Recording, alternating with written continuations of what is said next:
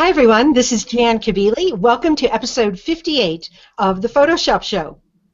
I'm really excited tonight to introduce you to Don McAllister, an old friend of mine, one of the original podcasters, and somebody who is so knowledgeable about all things Mac, and in particular, lots of Mac apps and iPhone apps and iPad apps.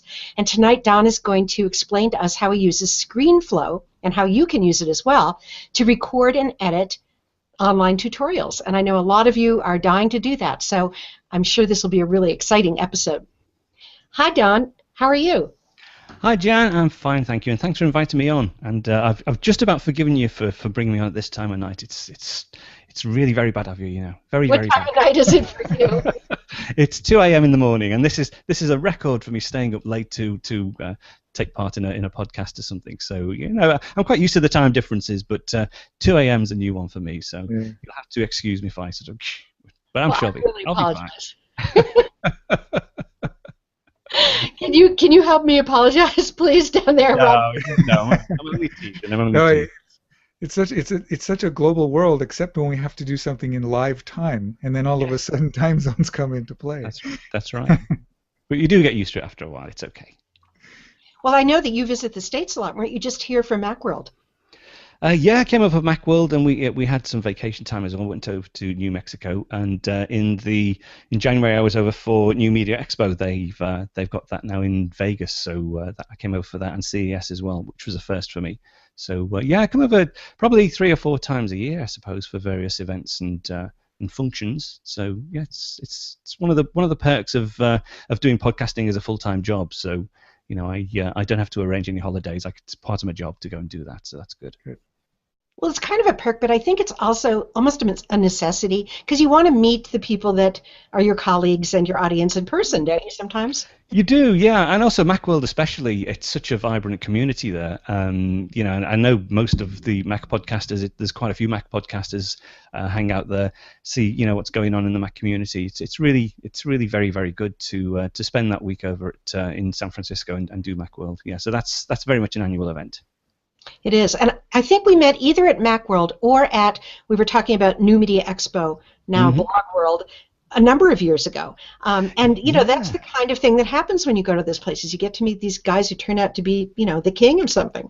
And here he is, Don McAllister. I wouldn't go that far. But no, that was in Ontario, not Ontario, Canada, Ontario, California, when they first started it. It was a very small affair to begin with, but it sort of grew and grew, and then it sort of got absorbed by Blog World. So that's still going, although there's more bloggers involved now, not just podcasters. And there's lots of podcasting events springing up all over the place now as well. I think it's had a bit of a renaissance, podcasting, in the past 6 to 12 months.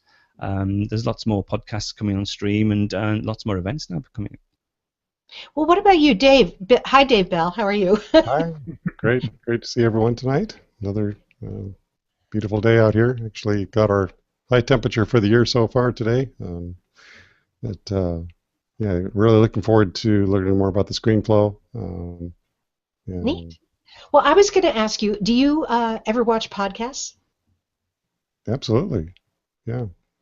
Cool. Watch a lot of the stuff from Leo Laporte and Twit TV, and as well as it's just so easy these days now to pull them in. I watch them on my phone, or I listen to the audio podcasts as I'm driving around. It's just a great way to get the information on demand. I think that can fill your life with just interesting things that you may not have time to sit down and read. It's true. Podcasts are really great. And, Don is one of the first he was in on podcasting before there even were podcasts, right, Don? I think it was the year it started. I think it all started around about the beginning of 2005, and I sort of came onto the scene in the middle of 2005. So, yeah, very, very early days. And then I went full-time in 2006. So I've been doing it full-time ever since. My podcast is slightly different in that although I do free content, it's mainly a membership service. So I have a membership of people who subscribe each week to follow the various tutorials that I create. I turn out 2 tutorials a week, normally a Mac one and an iOS one, and people subscribe. They can get access to the archive. I've also got a magazine now as well. I repurpose some of the tutorials in an iPad magazine on the newsstand, and also some Mac friends of mine write articles and contribute to the magazine as well. So that's quite an interesting project that I've been involved in as well, and that's been going on for about a year and a half. Sort of like supplementary to the membership side of things, and it goes. People really like the magazine. It's a great format to both read and also to watch videos on as well.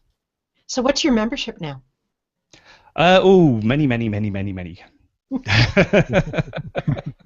That's terrific. That's so great. You know, people say, oh my gosh, nobody wants to pay for anything. But I think that lynda.com and Screencasts Online and the other services that really offer value prove that wrong. People are willing to pay a reasonable amount of money for getting great stuff that they can't get anywhere else. Yeah, I have to agree with that. Yeah, certainly. Yeah, I mean, as you say, it's not it's value for money, and it's also delivering a service.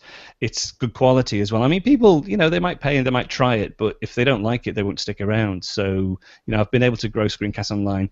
It's not gone stratospheric, but organically over, 6 or 7 years now, it's grown to a bit where I used to have to do sort of commissioned screencasts and do lots of sponsorships and things like that. But now the membership's grown to the point where it's self-sufficient, so I can be completely independent and just cover the applications and the services that I think people would be interested in. So there's no pressure to cover things that I don't want to cover, and I never really cover things that I'm negative about. It's always stuff I would recommend to people, which again is another. It's sort of like it's as well as a training resource. It's also a recommendation engine as well. So people sort of hang on to see what it is I'm covering, and then they'll sort of, if it has my seal of approval, they'll take it more seriously and go and follow it. And they can watch a tutorial and buy it if they want to. For those who don't know what the things are that you're recommending, give examples. Like, what are some programs or applications that you recommend and that you cover? Oh, it's quite a mixture, actually. We were talking about Lynda before. Lynda tends to concentrate mainly on the pro apps and do like 4 or 5 hour tutorials, about quite a wide-ranging topic. Whereas I tend to look at, it's a half-hour Mac show and 15 or 20-minute iOS show every week. So what I tend to do is focus in on the third-party applications that tend not to get coverage anywhere else. So and Apple's own stuff as well, the consumer-level stuff like iWork. I recently did a full series on all the iWork applications, so the new versions of Numbers and Word and Keynote. The brand new versions, both on the Mac and on iOS as well. We've done some. I do get guest screencasters in as well. We've done some on Omni Outliner, the new version of Omni Outliner that just come out. Pixelmator. There's tons and tons and tons of stuff that we cover. There's so many new applications coming out, and also existing applications getting refreshed all the time that we need to go back and revisit them. OmniFocus, there's a brand new version of OmniFocus coming out in a couple of weeks' time. So I'm currently working on some tutorials around OmniFocus to, as soon as it's released, to bring people up to speed with the new features in OmniFocus. That's great. That's great. Yeah. And Evernote, you do Evernote in detail, don't you? Done a lot of Evernote coverage, yeah, one of my favorite applications. And then Microsoft came out with OneNote for the Mac a couple of weeks ago. So I was able to do a tutorial about OneNote, so people who use Evernote could then see OneNote and sort of understand how you feel about it. Yeah, no, it's a great application. I'm glad to see it's on the Mac as well, so that's that's really good.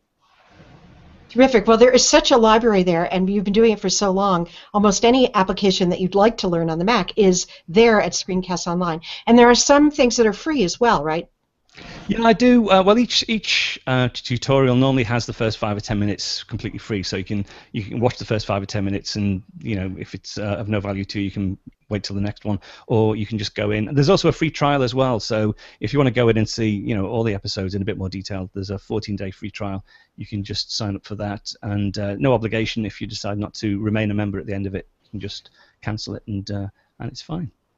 So my question to you is, how do you learn all of these applications well enough to teach them?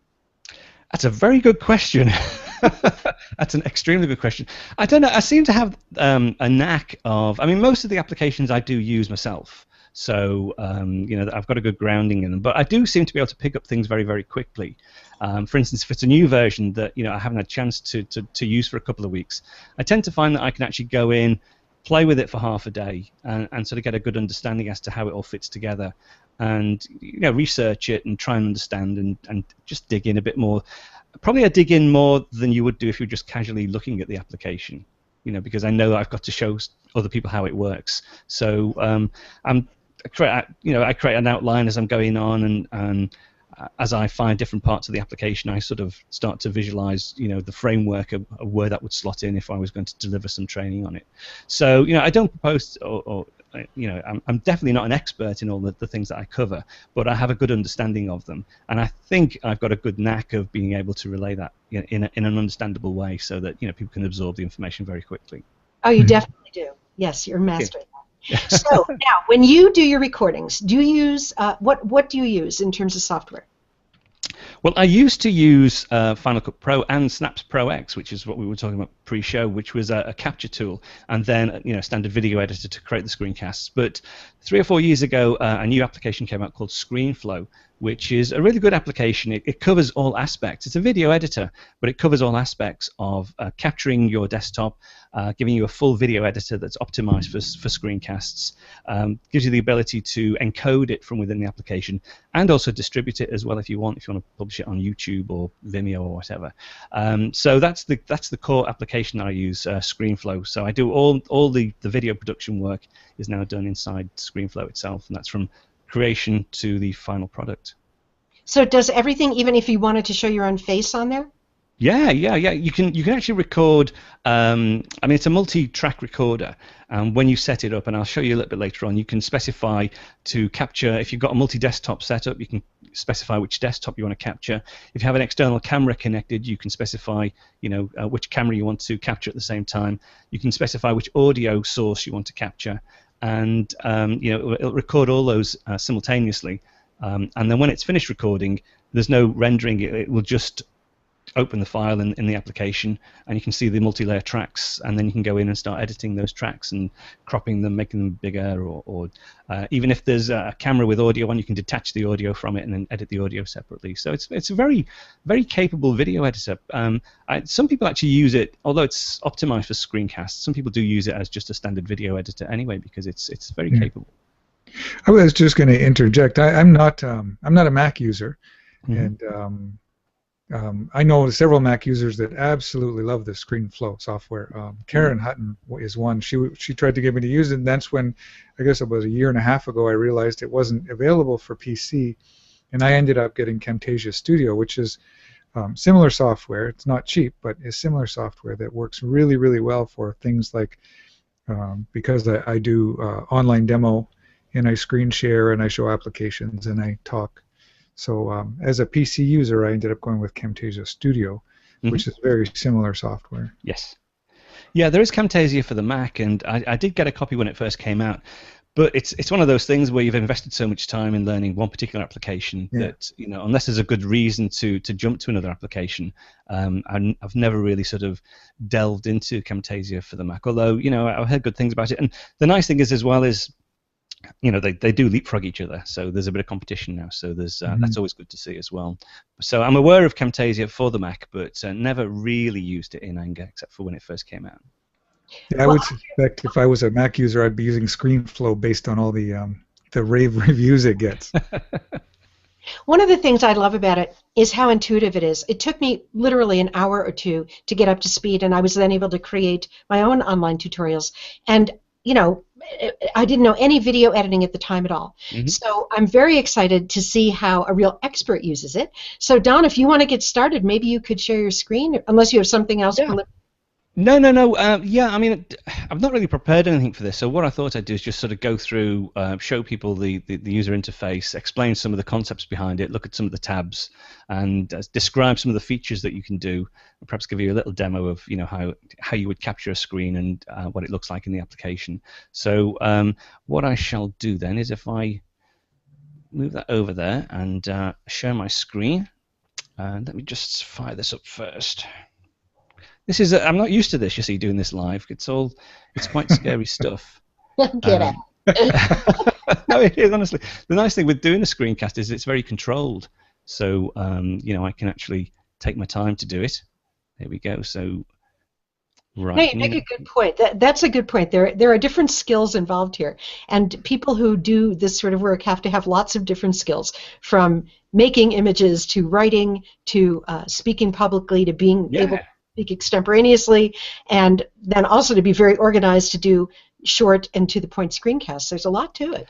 Yeah, I think the hardest thing with doing a screencast, it's not so much the editing at the end, it's the actual creation, it's the actually being able to talk and demonstrate something at the same time. That's the hard bit. I mean, I only ever record in like no more than 5 minutes at a time, and then I go back and edit that, and I might only do 30 seconds and then stop, review, and go back and do another.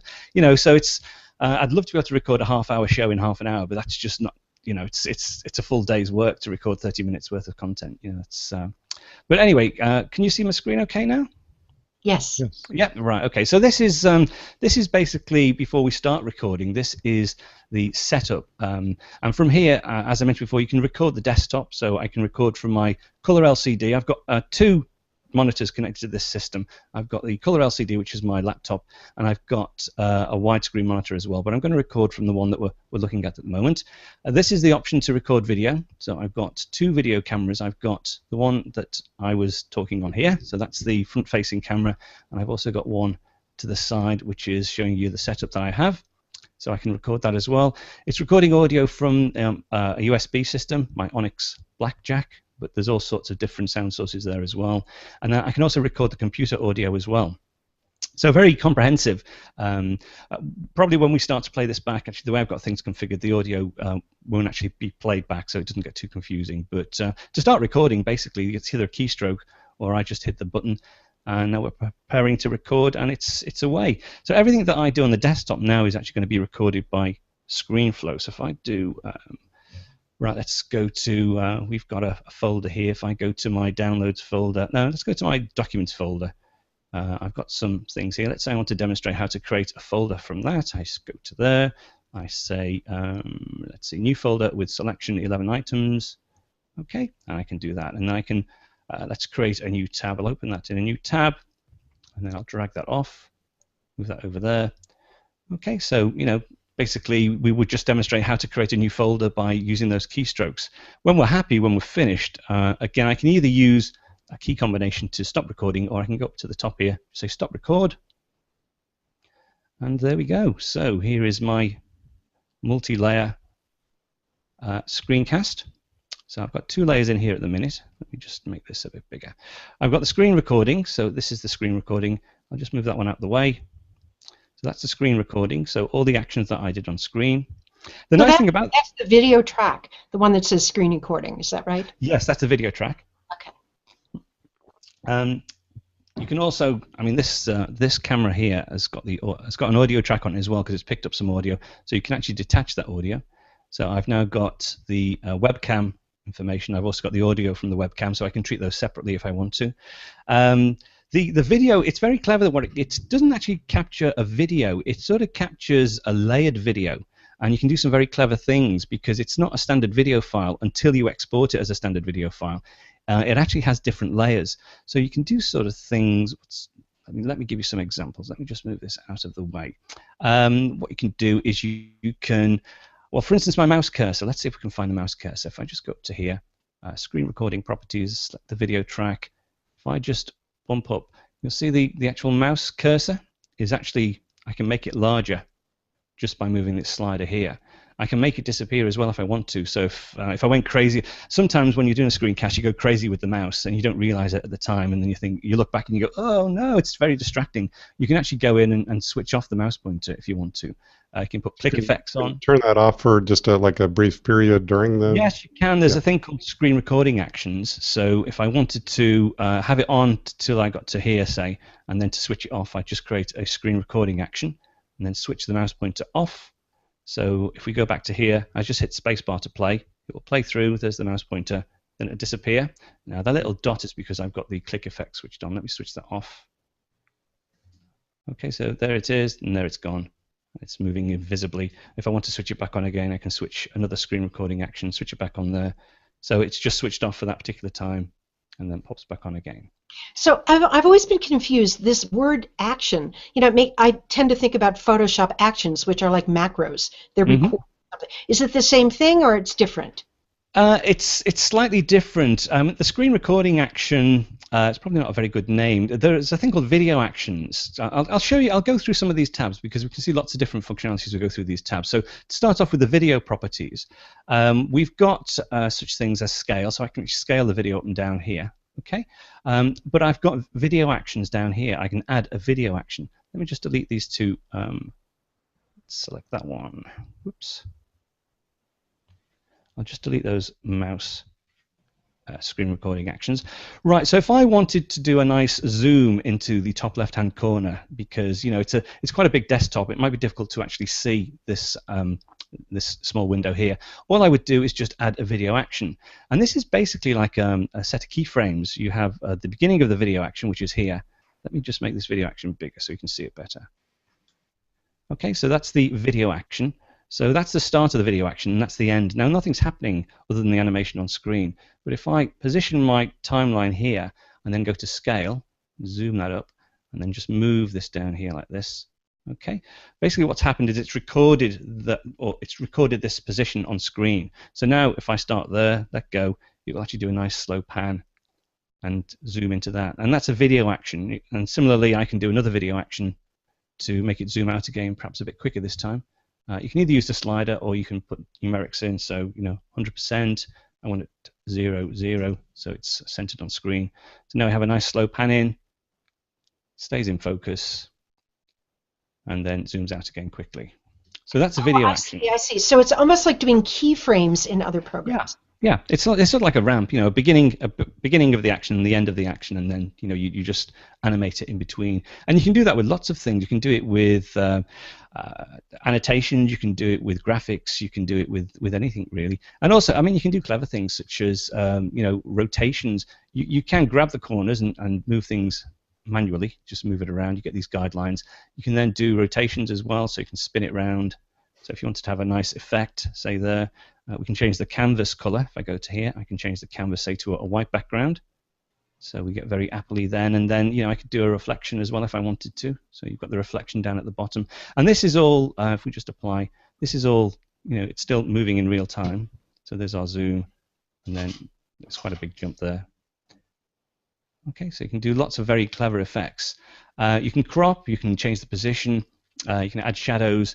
There's a new range of color controls now as well, and also video filters if you want to get really clever and put some sort of video filters, blurs, distortion, stuff like that in. I tend not to. The thing I find with Screencast is you don't want to be, there's lots of effects, but you don't want to be too distracting, and I try and just concentrate on keeping it nice and clean and zooming in to the places where you want to give extra guidance to people.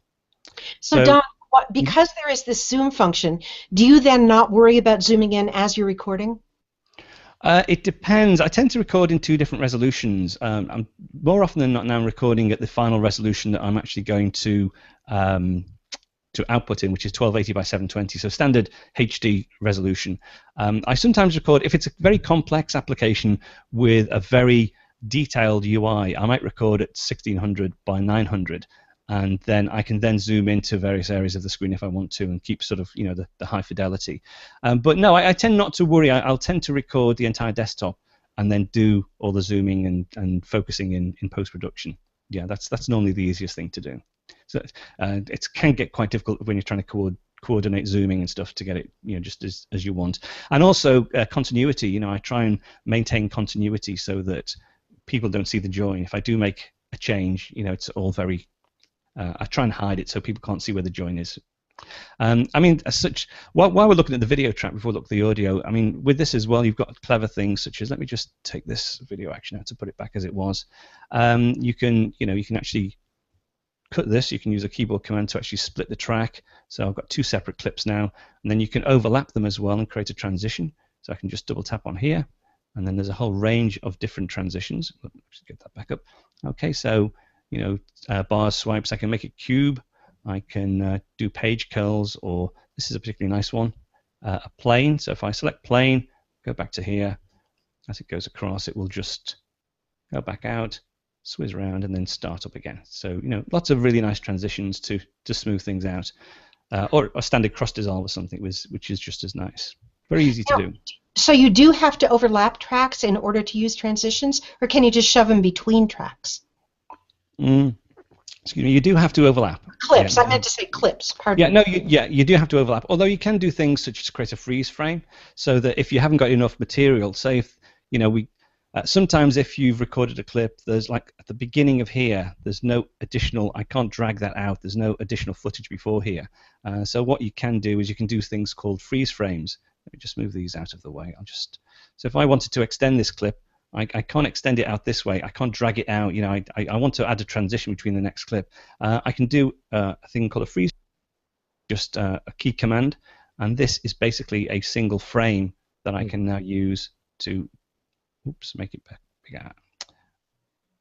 It's tricky to grab this edge until, there we go. I can just drag that out. Now this is sort of like just a single frame that I can now use to make a transition or to put in between there if I wanted to transition between those two bits. So oh, that's great. What a great idea. Yeah, you can also use this to hide mistakes as well. So for instance, if the title bar, if the menu bar was wrong, you know, I clicked on the wrong application or something, what you can do is I can grab this one. Let me zoom out. It's a view, zoom. You can actually grab, actually it's going to be difficult to show you this, but let's zoom to fit. I know what we'll do. We'll change that to 100. I'm just going to show you how you can crop to use a freeze frame to mask things. I'm just going to change these so they both fit on screen. This is probably a little bit more advanced than most people would want to be able to do, but just to give you an idea. Boop. Okay, so what you can do now, I've got two clips on top of each other. Let's zoom to fit. And then what I can do is grab this top one. I can hold down a key, which is the control key, and I can grab this up. And I can actually crop the layer above. So that will actually mask out what's going on underneath. So if I'd selected the wrong application, this menu bar was wrong, we actually have this menu bar just cropping out the rest of the screen. Didn't explain that too well, but it's freeze frames are great to patch up mistakes or to do some sleight of hand to make things look slightly different to what they actually were when you were recording them. So let me understand. So you took the layer, the clip on the layer below and cropped that one. Yeah. So basically, what I've got is the clip at the top is just this part here, and that's going to remain. And then this is the bottom clip, but that's obscured by the clip on the top. So you know, it's just the menu bar really on this one that's being displayed. So we don't really need to worry about what's happening to the menu bar underneath. Terrific. It's like making a composite in Photoshop. Yeah, and it's all renders in real time as well. So you know, when you play the video, it's both clips are actually rendering in real time. It's really neat. That's a great little trick. Anybody who's done any recording knows that they hate to have to go back to re-record a spot, especially if it could be fixed just like what you said. Yeah. It's funny, you know, it might only take a couple of seconds to re-record something, but I always like to go back and just fix it rather than try and re-record it, because you never get it quite the same. Or you know, if you try and do a voiceover to drop in, it's, you know, it never quite sounds the same. So if I can repair something like that, I will do. It's quite easy to do. So then, so the video control. Annotation before. What do you are you talking about? Say, like writing with a tablet on top of a screen? Is that not so much? What you can do, well, there are two different. There is actually some annotation tools. If we go over to here, you can add an annotation clip. And an annotation clip is basically well, arrows, lines, rectangles, hollow rectangles, and circles. So you can put those in quite easily. So I can add an annotation clip. Creates this element at the top. Let's say this is going to be, well, I just drag it on screen. Okay, so it's a red box to highlight the logo in the middle. I can change the thickness, change the opacity, add a shadow or an outline. And then what I can do, the nice thing with this is you can do a fade in and a fade out. So if I control or right click on the annotation, in fact, let me, whoops. Okay, if I select it, control or right click, add a starting and ending transition, that will now fade in and fade out. So we get a nice fade in, and then, well, it's quite a long thing, but we can fade it out as well. Let's move that across. Then eventually it'll just fade out. Okay, or we can do such things that we can animate this as well if we want to. So if I move that to here, let's animate it in the middle. Let me stop the playback. If we go back to the video track, add video action. So I've now got this video action on the annotation. So that's the start of the action. Let's move that down to say there. And now when I play, starts in one position and moves down to the bottom. So you can use video actions to move your annotations around as well, which is quite neat. But I tend to use that mainly to draw the eye to a particular area of the screen. You know, if you want people to read something, you can draw an annotation on screen and then animate it as well if the video is moving, if necessary. There's also text as well, so you can add text boxes. Text is quite easy to add. Basically, you just add a text box. We'll just add here, add a text box. Right, so there's a text box in the middle. You can double tap into it and edit it. This is some text. Oops. And then you can change the size. In fact, we need to select that. Change the size, you know, change the font, change the alignment, etc. You can also annotate this text as well, fade in, fade out. You can take the backdrop off if you want. So it's just white on white, which isn't too good, so we'll put the backdrop back in. I tend to create custom text just with PNG files, transparent PNG files, with, you know, a nice banner with a border and overlay the text on top of them, things like that. We can also annotate this as well, or rather we can animate this if we want to move it. Again, just video actions. Go to here, add video action. That's the starting position. This is the ending position, which stays up there. Hit the space bar, and then the text will move as well. One neat thing which I didn't show you before, actually, which we'll come back to audio in a second. If I go to this one here, this is what's called a call out. If I just put the mouse back to as it was, let's see, which is here. I'll just put the mouse pointer back to 100%, so it's the standard size. Because the Screenflow file is layered, we can actually treat the mouse slightly differently. We can use this thing called a call out. And if I add a call out to here, okay, you'll see that it's darkened the screen behind the mouse and just left this little circle of light. So I can actually change the opacity of the background, or I can zoom up the mouse pointer and the contents behind it as well. And I can make that wider. So, you know, if you want to actually draw attention to where the mouse cursor is, I can add an outline. Let's change the color of the outline.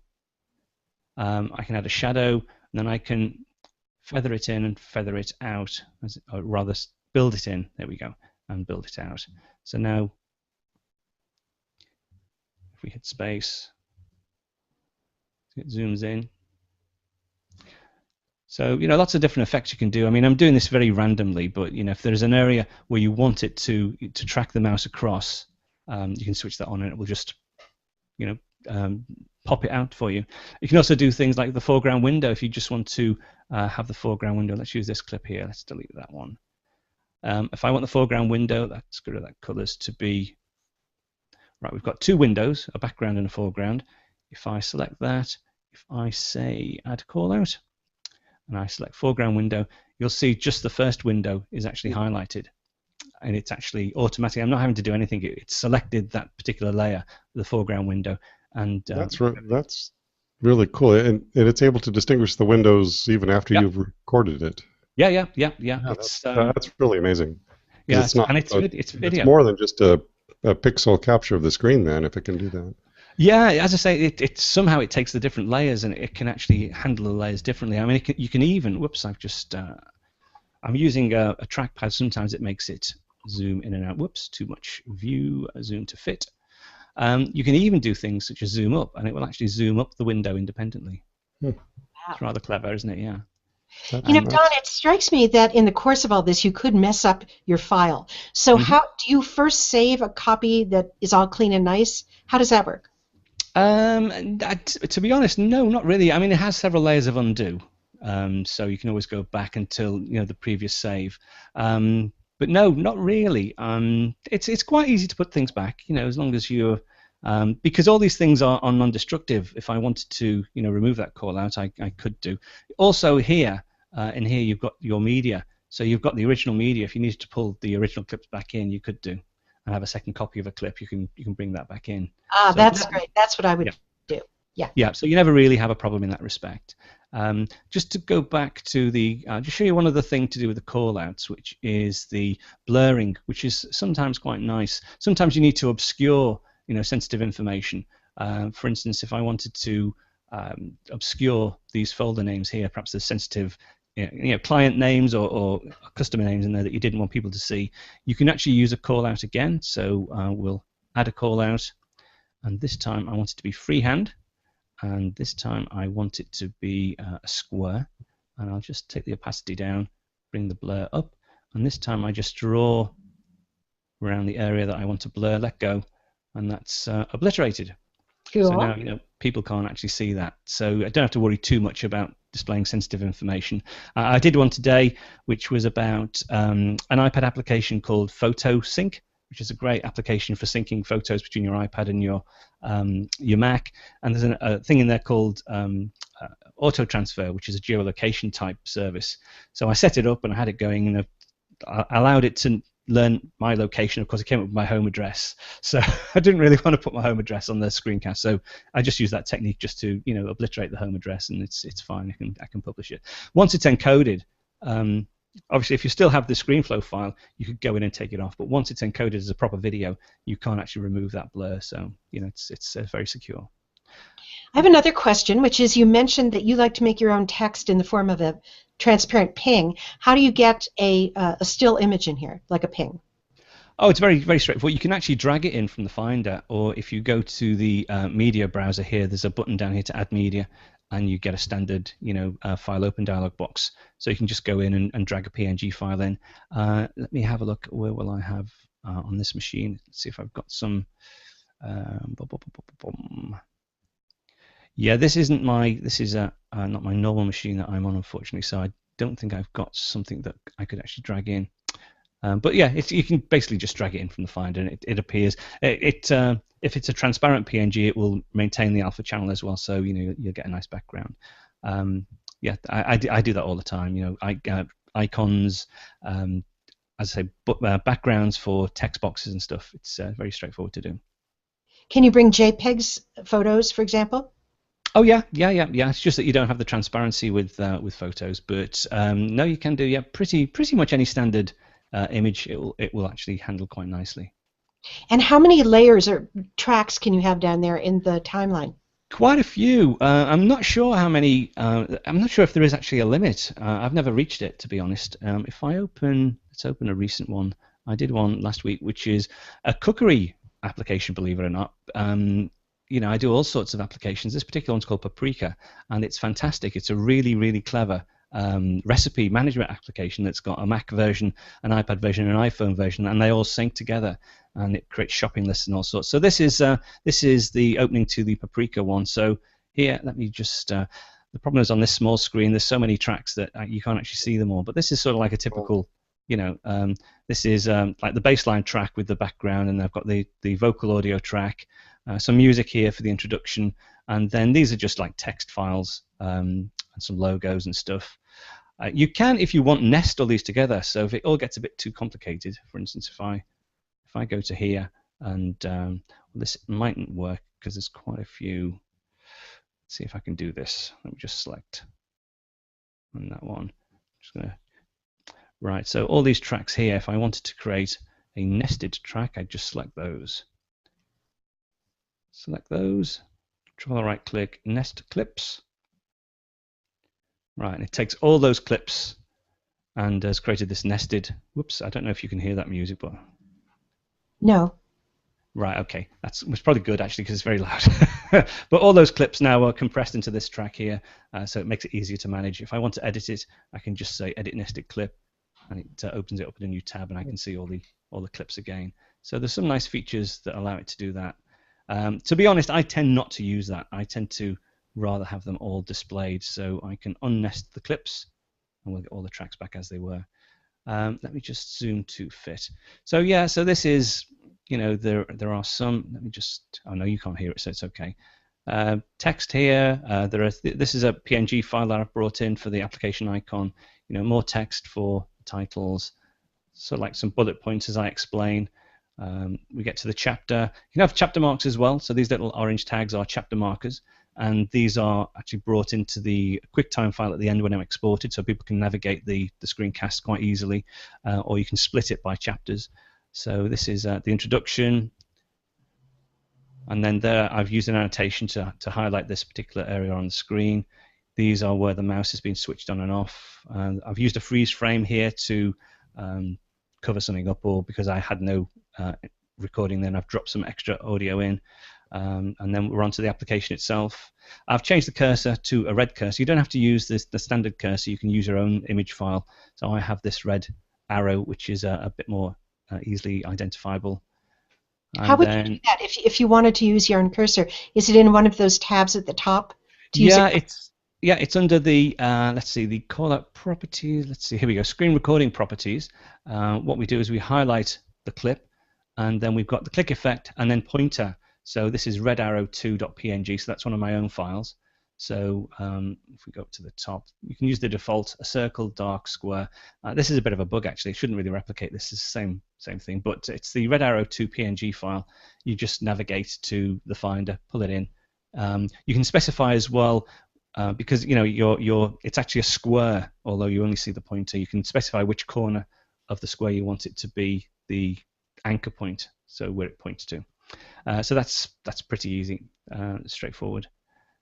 So this is a chapter where I just put some text and just a graphic to show the title, and then we just go through, and these are all the edits where I've edited the clips and cut out any changes or added stuff in, and then towards the end, if I just jump to the end, we get some more multi-tracks here where I've got the wrap-up section. So again, more graphics, more writing, more audio, and then some scrolling text at the bottom, and then a little animation at the end to finish it off.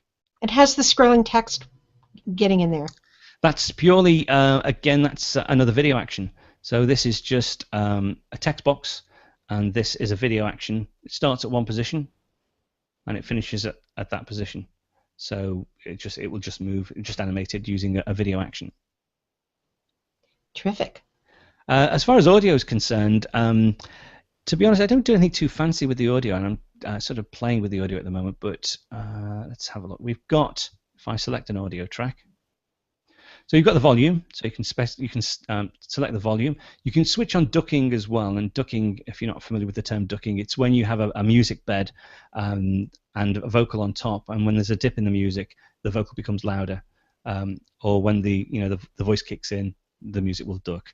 So I tend not to use it, but it is there to be used if you want. There's some meters, so you can sort of meter the levels. You can mute the audio on a clip, and then you can process it as well. You can smooth it out. It sort of normalizes the audio for you. So if you've got peaks and troughs, it will smooth out the volume level in your audio clips. And then if you have a mono microphone that's been recorded on a single track, you can mix the input so that it's mono on 2 tracks, and it centers the vocal. And then there are some effects. Stop. So that's where my big question is.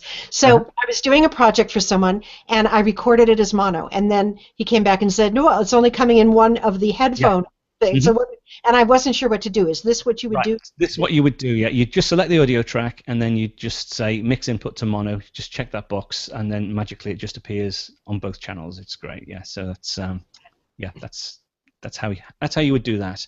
And then there are 2 effects. Well, there's effects here. Again, I never use these, but reverb and presence and stuff. It's nice that they're there, but I don't think many people would actually use that. You want a nice, clean, dry sound when you're actually doing a narration. You don't want echo or reverb. And then there are some filters. You can remove background noise. So if you've got a buzz or a noisy mic, you can switch on remove background noise. It will process that for you in real time. And then there's access to the standard audio filters, or the Apple audio filters, if you want to get really techie and go in and do some compression or tweak the audio.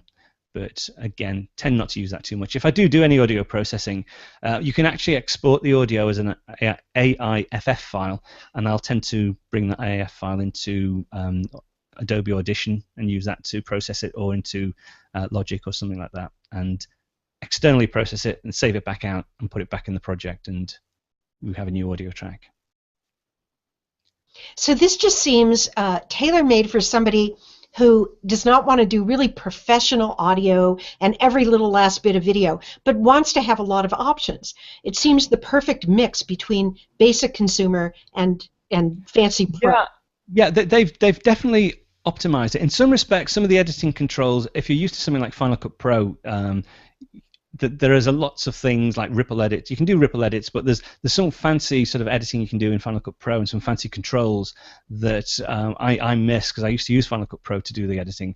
But that's more than made up for the fact that it is optimized for screencasting, so it's very, very simple to use, and it's easy to put transitions in, easy to annotate. And then there's the whole export thing, which we've not looked at. If you want to export it, if we go to, well, there's two options. We can publish.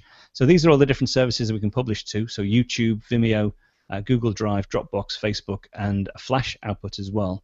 And if you select like YouTube, it'll prompt you for your YouTube account. It'll specify, what size do you want it. You can sign in and just publish it, and it will encode it in the background, and then it will fire it off to YouTube. So you don't have to worry about uploading it to YouTube. It will do all that for you as well. So if you want to publish it that way, you can do. What I tend to do is just use the export features. So if you go to export, there's lots of different presets. You can export it for the web, either in high or low resolution. Lossless, if you want a lossless file that you can then take on and re-encode in a different application. That's what I tend to do. I export in lossless format and then use Handbrake to actually generate the different versions of the final file that I use. Because we script it. We've got a couple of scripts that produce different resolutions, different quality size files. Lossless ProRes with Alpha. Lossless just the audio, so if you want to extract just the audio for processing in another application, you can use that. And then presets for the iPad, for the iPhone, Apple TV, and iPod. So lots of different ways to actually get the final output, the actual video file itself out of the application. Isn't there one also where you can customize the settings? Yeah. If you go to any of these, actually, if you go to Web High, you can go in and you can customize. So you can change the frame rate, the data rate, type of audio, sample rates, etc. And then you can save that as a preset then if you want as well. Okay, so now I have a specific question about this that I ran into when I was exporting. That on the monitor I was using, I could only get it to do something. I'm making up these numbers, but it was a proportion of 1280 by 800, but the client wanted it at 1280 by 720. Right. Yes. The easiest thing is to record at 1280 by 720. Because that's a standard resolution. I ran into this, and I probably should have mentioned this at the beginning. There's a thing called the canvas. If we go to here, you can actually specify the size of the canvas. So this is the actual canvas that we're working with, and you see I've got this one set to 1280 by 720. So that's an industry standard resolution, and if you output a file at that resolution, you'll normally have no problem with it. It's a standard resolution. The problem is if you go on a MacBook Air, say, and you try to record, you'll set it up and you'll drop it down to 1280, but it won't go to 720. It will probably say 1280 by 800. So you'll record at that resolution, and then if you try to squash it to 720, it will distort, and it's horrible. So the solution is to record at 1280 by 720, but to do that you normally need, unless the Mac supports it, and there are a couple of Macs, I think the 11-inch MacBook Air supports 1280 by 720, but pretty much everything else doesn't. You have to use a separate application called SwitchResX. It's a cheap third-party app that enables you to use a custom resolution with your monitor. And that's what I have on this particular machine now. I use SwitchResX, just use that and switch it to 1280 by 720, and then when you record, the actual recording is in that final resolution. So, oh my God, that's so great! That is worth having you on. Just now, what was I going to say about that? Is but I did do kind of what you're showing. I did the cropping there, and then futzed around with it, and it was okay. Yeah, you could do. I mean, probably what you could do is change the canvas, but then the bottom portion of the screen would hang off the edge of the canvas, which is okay, as long as you don't need to show the icons and stuff or the dock. You might have to move the dock up so you can see the dock and then move it down again. Much easier to record at the native resolution, and then you don't have to worry about cropping or changing the aspect ratio, stuff like that. But then when you're using the new operating system on a MacBook Pro, you don't get to choose the resolution anymore, do you? Doesn't it just say like best for? Yeah, that's the problem. It says, well, there are two options. One is best for display, which is the optimum resolution, and then there's scaled, and it shows you 5 different resolutions. But SwitchResX gets around that. It actually does show you the true resolution, and it gives you a lot of different resolutions to choose from. And you can create custom resolutions as well, so you can specify your own resolution. It doesn't always work, but 9 times out of 10, if you put a custom resolution in, it will accept it. You need to reboot the machine, but then you can go into SwitchResX and use that to actually change the resolution of the machine. And does it make any difference if you're working on a Retina Pro monitor? No, it works fine. No, it works fine. In fact, I use now a MacBook, Retina MacBook Pro. This is actually my second one now. So I have this as sort of like my dedicated screencast machine. So it will support most resolutions using SwitchResX. So 1280 by 720, 16. I use 1600 by 900 sometimes, but that's you can actually reduce that down to 1280 by 720. It's the same it's the same aspect ratio. So I've never gone as high as 1080p though. There's no point for a screencast because everything gets teeny weeny tiny on the screen. It's just not worth it. So 720 is a good resolution for a screencast. Great. What about hardware requirements? Let's say if you're running Photoshop and Lightroom and then put this on top of that, how taxing is that on the machine? It's pretty good. I mean, I've ran this on MacBook Air for a while. I was using a MacBook Air as my primary machine, and I was using that for all my screencasts, and it was fine. It wasn't a particularly high-powered one. I think it was probably about the 3rd generation with 4 gig of RAM, and it was fine. It was fine. So it's not particularly taxing. The thing is, it's only when you start to generate the output files that it will start to use up processor cycles. But in this mode, when you're using its native files and you're just editing and there's no rendering, it's all in real time. It doesn't really tax the machine at all. Well, speaking of hardware, I am sure there are people out there who are dying to know a little bit about your setup. If you don't have a ton more to say about ScreenFlow, do you think Sure. you might just wrap up by showing us something about that? Yeah. Okay. Let me pop this down. Let's set up this other camera. I'll give you a quick run through of the if I can work out how to do this with this fancy Google Plus thing. Okay. If we come out of here, right? That's me again, isn't it? Yeah. If I go to here. Let me just, there we go. While you're doing that, I'll fill in that I was looking up how much this thing costs, and it looks like you can get it at B&H for $85. You can get it at the Mac App Store for $99, but it seems to be less than $100 for ScreenFlow. Yeah, and sometimes you do get it as part of a bundle deal as well. But I mean, for $99, it's not going to break the bank, is it? So right. So this is my latest setup. I mean, basically, this is. I've just got some new bits of kit, to be honest, which I haven't even worked out how to use properly yet.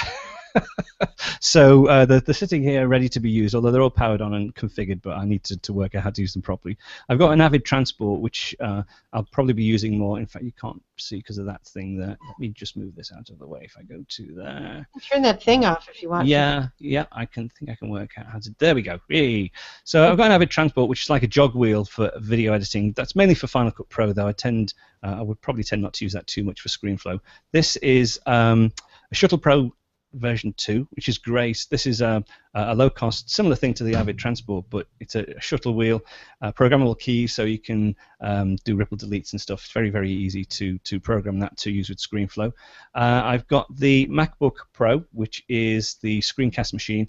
I do all the screencast recording on here. I've got a new monitor now, which is this 34-inch LG ultra-wide display. It's only been out for a couple of weeks, but it's fantastic for doing video editing because it's the ultra-wide resolution. So you've got all this sort of screen real estate to have linear timelines across, and it's you can see pretty much the entire project quite easily. So that's a really nice monitor. I use a Logitech wireless keyboard to flip between the MacBook Pro and also, if I move this out of the way, ta-da! I've got the Mac Pro. So I've got the waste paper bin over there, which is the new Mac Pro. That's why I've got all these new bits, because I thought I'd treat myself and redo the studio. I hope your wife is not watching this. No. It's business. Find out. It's a business expense. I mean, come on. Yeah, right. It makes a very nice heater as well, I think. Yeah. It's actually I'm really impressed how quiet it is. It's absolutely silent. It's amazing, really. So you can't see the wires, but that's all connected to. There's some storage in the rack at the back. So I've got some Thunderbolt storage. some outboard audio gear and the network router. Yeah, there's a couple of drives, a transporter. I've gotten some nice audio, M-audio speakers and subwoofer, and an Apollo Twin and a Blackjack. That's a USB audio interface, and this one's a Thunderbolt audio interface, which is connected to the Mac Pro, and that's about it. So yeah, it's sort of really optimized for doing the video production. You know, it's a fairly typical. Well, I don't know if it's fairly typical, but it's the sort of configuration that video editors tend to need with the multiple displays and, you know, jog wheels to assist in the editing, and then some, you know, the sound bit here. Oh, this is really nice. This is the Wacom tablet. I think they've dropped the Intuos name now. I think it's a bamboo tablet, but I use this instead of a mouse to do well most things really on the Mac, including video editing. It's great to, you know, zip up and down the timeline and do edit points with the pen rather than a trackpad or the mouse. And what about your microphone? It's actually, you know, this is an Audio Technica microphone. I think it costs about $50. It's very, very cheap, but I really like it. I've got a Heil PR30, but I've started to use it. I started to use it for portability because it's a USB microphone, so you can connect it via USB directly into your Mac, or you can use an XLR cable as well. So I use XLR currently into this USB interface. It will go into the Apollo as well. But it's a great little mic, you know, for $50 or whatever. It's I bought a couple. I use Audio Technica for that's what I'm using now. It's a little more than that, but it wasn't as much as some of the really high-end Pro lines. Yeah. No, I'm really pleased. I really like it. Mm-hmm. Well, you know, for microphone, I find that when I'm recording, I tend to move around, and so I need to have a headphone mic. Otherwise, I go off mic by going over here and doing this. Can you hear that? Yeah. And then coming back like this. Yeah, no, that is it's something I've toyed with the idea of doing, actually. Let me put back to so I can see you. Yeah, I've not really tried that, to be honest. Perhaps it's something I should give a go. But I'm fairly used now to sort of keeping the microphone, you know, in a static position, and then just making sure I don't move my head. And how did you just switch between how did you switch between those cameras so quick? What are you doing there? I just went up to the settings, and I'm getting used to it now, so I can see where the settings is, so that's good. Oh, and that's some equipment at the back there as well. That's my walking desk. So to save me sitting in front of the monitors all day, I'll get up and go on the treadmill and just walk and do some emails or research or stuff like that. I don't do any editing on that particular desk because it's too difficult to edit, but I will do some walking during the day, bit of exercise. Oh, fantastic. Well, what a great setup. And there is somewhere, is it on, where is this video of you tearing down your old office and putting all this together? Oh, that's on, I think I posted it to the Screencast Online Google community. So if you're on Google Plus now, go across to the Screencast Online community. I think it's actually posted on there. It's really funny. I loved watching that. Yeah. Well, it's just a bit of fun, really. I actually did one a couple of years ago when I set up the original office, and I thought I'll do another one, stripping all that down and putting this new one back in. So it took a full day to do most of the moves, and it still wasn't finished. So it's taken another couple of days since there as well. So Don, I'm sure everybody realizes now what a great instructor you are, and would love to see more of your work. So where do they go? How do they do that? All the details. Right, so if you go across to ScreenCastsOnline.com, as I say, there's a 14-day free trial if you want to try out the membership. No obligation. There's a quarterly membership and an annual membership as well. There's also, actually, I did a special deal, didn't I? I set up a special deal. If you want to forego the 14-day free trial, there's a special page you can go to. Do you have the details to hand? Because I'd forgotten what the Ron, have you worked this out, or Dave, do you have any? Yeah, I'm just making a post to go into the comments now with a couple of the pieces of information. Yeah, so there's either the 14-day free trial, or if you want to jump straight in and get a discount, it's called the Photoshop show page, isn't it? Let's. I just want to refresh my memory. Yeah, where did I put it? It's right here in our chat. So here we go. Yeah, if you go to screencastsonline.com. /the Photoshop show, I put a special page up for a 35% discount membership, so you can go ahead and sign up and get a full 35% discount off the standard membership. And the membership is only normally about $97 for a full year. You know, that's $52 104 shows a year of Mac and iOS tutorials. So there's that. You can also go across to Newsstand, the Screencast Online magazine's in there. If you become a member, you get a free complimentary copy of the magazine as well. But if you don't want a full membership, you can go across and just get the magazine. There is also, if you are interested in Screenflow, there's also an app in the App Store, SEO Tutor for Screenflow, which is, I think it's about 2.5 hours of me going through Screenflow in a bit more detail. Relatively inexpensive. I think it's only $7 or $8 or something like that. So if you want to buy the app, you can go ahead and buy the app for Screenflow tutorial, SEO Tutor. And on Twitter, you can find me as Don McAllister. And I think that's about everything. Terrific, terrific. Now, Ron is, as he said, for the viewers, is putting the link to that place where you can go and get your discounted subscription to Screencasts Online. So that'll be on the event, Ron, is that correct? Yeah, it's on the event now. Both Dave and I put the page up. We were doing it at the same time together, so it's doubled up there. Your G Plus community is also put up there as well. Oh, great. So those who are interested. I mean, for myself, for people like me, although I don't use Screenflow, this has been really helpful for me as well, because I do put together screencasts, and it's given me all kinds of fantastic ideas. So thank you. Good, no problem. Great. Well, thank you so much, Don, and I so much apologize again for keeping you up. It's now almost 3 o'clock in the morning in England, where you are. I've forgotten about that, so don't worry about it. I feel fine. Sorry. I think I'll go clubbing it or something now. It's almost time to put coffee on. No, I had a strong coffee before we came on, so I'll probably be up for another hour now, so that's okay. Yeah. So, Don, tomorrow I'm flying to Europe, and so I'll be in your neck of the woods. Oh, excellent. Where are you going? Well, we're going to Croatia, and then we're going to Italy.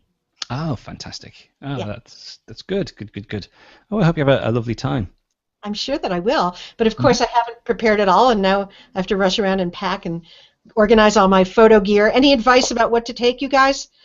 Photo-wise, whatnot. Photo-wise, go with your mirrorless stuff. Oh, yeah, totally. Yeah. Bring a tripod. Yeah. No, I don't want to. I have a gorilla pod. That's all I'm going to bring. Oh, that'll work. It does in a pinch. But if you want to shoot anything low light or night stuff, you have to have your tripod. Have some kind of tripod. No. Because you know what? I won't take it with me. I'll just leave it sitting in the stupid hotel room. So we'll do the gorilla pod, I think, and definitely the Olympus OMD with I can fit 4 lenses in a purse. It's unbelievable. Yeah. And and I got that little Zoom recorder, so I'll be able to do some videos maybe on the spot. We'll see. Yeah. Good. And what else? Oh, and I finished the book. Yesterday, I finished the last edits on right. I just wrote Don, I don't know if you know this, I wrote what was it called now? Adobe Lightroom and Photoshop for Photographers Classroom in a Book. Excellent. Yeah. Good stuff. So all finished now? All finished, and not only that, but they're going to put my name on the cover, which is amazing. I had to give you an applause. I couldn't find them for a second there. You need this holiday now after that. You've been pulled away doing that book for a little while now. Yeah. I forgot. Writing a book is really a lot of work. So much more work than anyone could imagine. And not very, it sounds all romantic that you're sitting there writing. Forget it. It's a marathon. I'll keep that in mind and not write books. Maybe you will. Well, anyway, I know that Don has to go to sleep, and I have to go pack, and the rest of you have things to do. Anything to tell us before we leave, Ron? What are you up to? No, I think we're pretty much. I'm getting ready to head into a kind of a busy season, so I have a couple of workshops coming up just here in Ontario, and then I travel down to California. I'm going to see Dave in June. Yay! So for the next 6 weeks, things are really jammed. I'm just finishing up on the final week of one of my mentorships, so the only thing I'm maintaining through the summer is the Arcanum as far as teaching goes, except for the workshops. And the rest is work. And Photoshop show. Of course, the Photoshop show. That's not work. That's fun. It is. Well, the next episode, you'll be without me. I'm afraid to promise to log in while I'm traveling. So if you wouldn't mind, in 2 weeks, let you and Dave take the reins. Okay. Okay. Be happy to. Yeah. Great. Have a great trip. Thank you, Dave. Anything for you to report?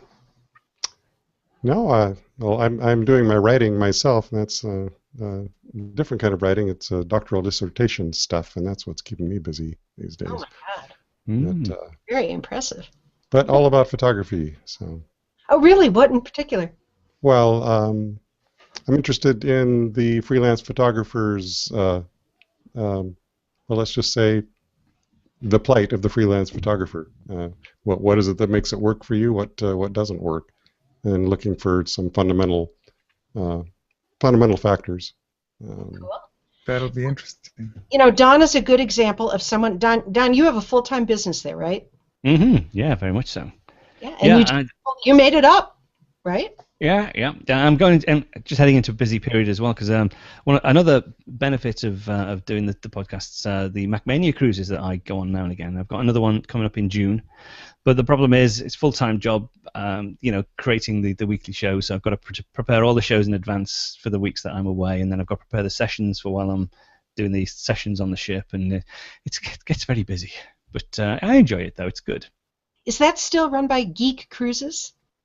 Yeah, I think they're called Insight Cruises. Insight Cruises, yeah. But for those who don't know, it's a special cruise. It's not a separate cruise. It's a standard cruise, but they have a group of Mac geeks who go on board as this MacMania. And while we're at sea, we have basically seminars and sessions all about the Mac and iPad and iPhone, so that you don't have to go and do deck quotes or whatever. You can come to the sessions and learn more about the Mac. And it's just a great way of it's really nice people on board, and you do a bit of traveling and learn more about the Mac as well at the same time. So it's good fun. But this one's very exotic. The one I'm going on the next one. Why? It's the British Isles.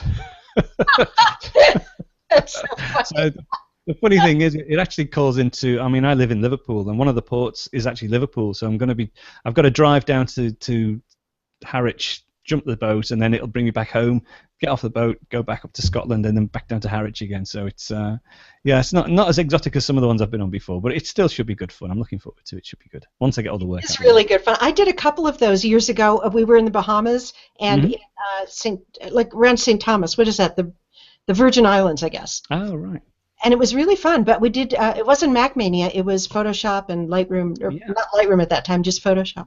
Mm-hmm. Yeah, well, there's lots of different theme cruises. I mean, cruises are really big now. But the Mac cruises are great. We've done some really good trips with the Mac cruises, and they're a great bunch of people as well. It's a fun thing to do. Well, have a great time, and I hope you get some sleep before that. I don't know. We'll see. Yeah, I'm sure I will. Thanks for having me again. It's been good fun. Great. So nice to talk to you. Thanks for coming on. We'll see you guys later. All right. Cheers now.